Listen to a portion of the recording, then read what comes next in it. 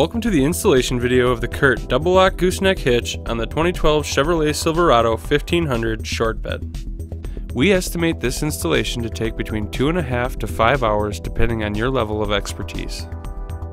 Here are the tools that we use to complete the install. If you're attempting to do this install alone, we suggest using an engine hoist, chain falls, or a come-along to lift and hold the center section in place during the installation. For this installation, we use the CURT 60606 installation tool, which is specifically designed for this purpose. Start by removing the spare tire and heat shield. Use a saw to remove a section of the heat shield that will be in front of the back cross member.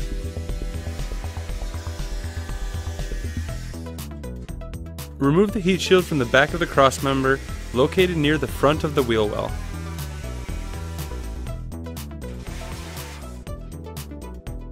Next, mark the location for the hole in the truck bed. If your vehicle is a 6.5 foot bed or shorter like we have here, our measurement is 42 7/16 inches from the back of the box. Be sure that you are not measuring from the edge of the tailgate. If you have an 8-foot model, your measurement will be 49.5 inches. Find your center point by measuring the distance between the wheel wells. This will give you the center point to drill the required 4-inch circle. If your truck has a plastic bed liner, you may drill through both. However, a bed liner may make it more difficult to get an accurate measurement. Take all measurements twice to ensure that the hole will be in the correct position. Use a punch to mark your center point and drill an 1/8-inch starter hole. This will reduce the chance of your hole saw wandering when cutting through the bed. When cutting into the bed with the hole saw, be sure to add a cutting grease or lubricant to prevent from damaging the blade.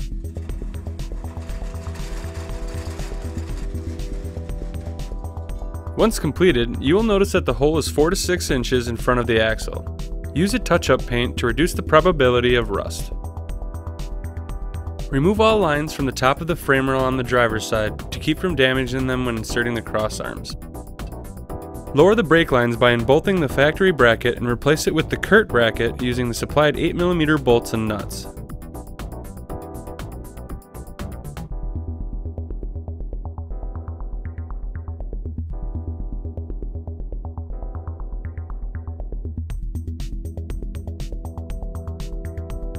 Install the rear crossarm by sliding it between the frame and truck bed floor above the passenger side rear tire.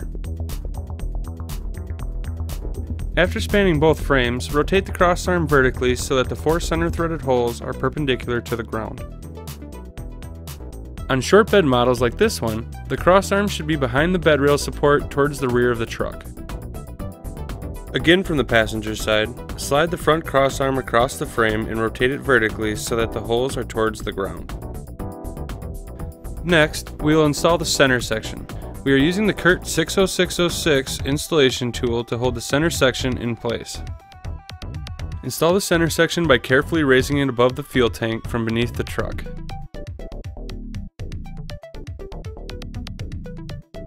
Use the CURT 60606 tool to hold the center section into position.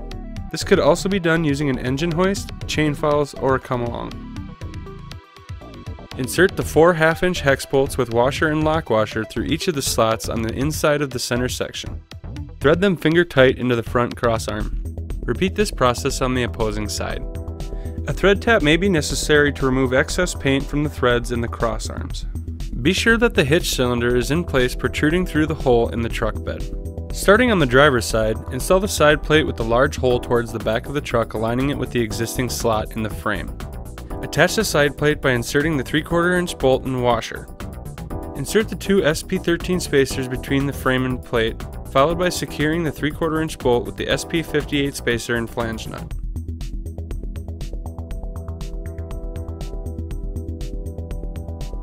Attach the flanges to the crossarms using the 2 1/2-inch hex bolts, washers, and lock washers.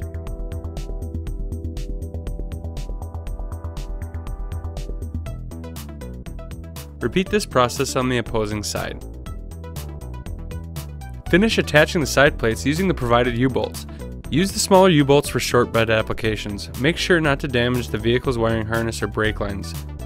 Secure the bolts with the 1/2-inch flange nuts finger tight.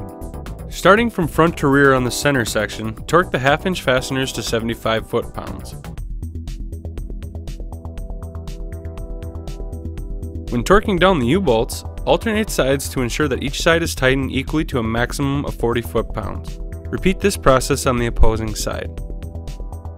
Then, torque the half-inch fasteners on the side plate flanges, front first followed by the rear, to 75 foot-pounds. Again, repeat this process on the opposing side. Finally, torque each 3/4 inch bolt to 260 foot-pounds. On to assembling the hitch's components. Using the hitch as a template, drill the 4 pilot holes in the truck bed with an 1/8 inch drill bit. Be sure that each hole is drilled into the lower rib section of the truck bed.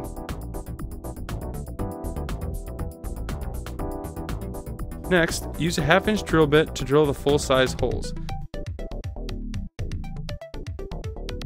It's a good idea to use touch-up paint as a rust preventative.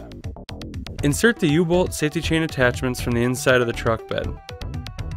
Then, attach the springs and nylock nuts onto each leg of the U-bolts. Tighten each nut until flush with the bottom of the bolts.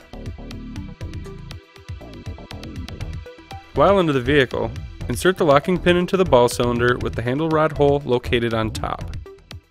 Insert the handle rod from your choice of side. Typically the driver's side is preferred. Some vehicles will need a notch cut out of this portion of the bed for the handle. Using the handle as a guide, mark and cut the small section out of the bed so that the handle will be able to move freely. Once the notch is cut, insert the handle rod from outside the vehicle through the hole in the 60615 end plate and through the rod guide as shown. Slide the compression spring between 2 washers over the handle rod before inserting the rod into the locking pin.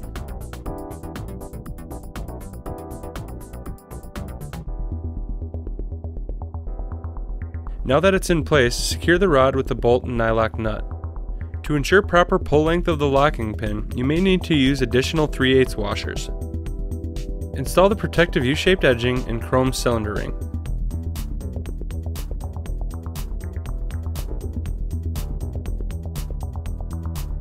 Install the rubber handle grip by sliding it over the metal hand rod.